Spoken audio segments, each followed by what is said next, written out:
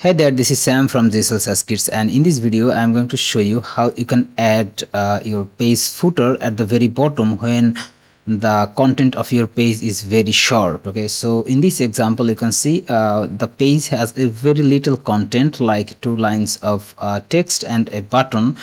Just for example, I'm showing it here.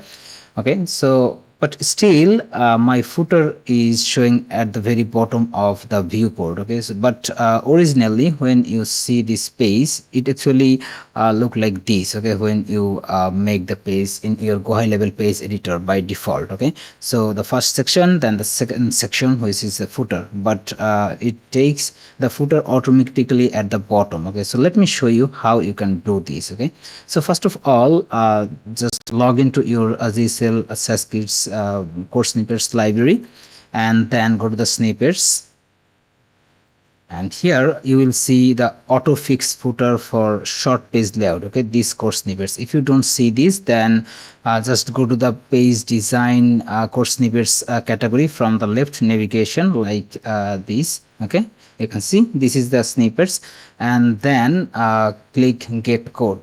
Okay, after that, add your css selector, which is a css class. Okay, so let me copy the class. Make sure you copy the exact class. Okay, and then select the footer section, and then go to advanced tab and add to the custom class. Okay, here, as I already added, you can see I already added sticky footer here. Okay, so now once we are done with the css class, then go back to your css GHL Code Snippets library, and then select the domain. If you don't have added the domain yet, then just go to the domain tab and you can add the domain there. Okay, and after that, click copy secure code. It will copy the code and go back to your GoHighLevel page editor, and then open the custom JavaScript or HTML code. Okay, so you can add this element.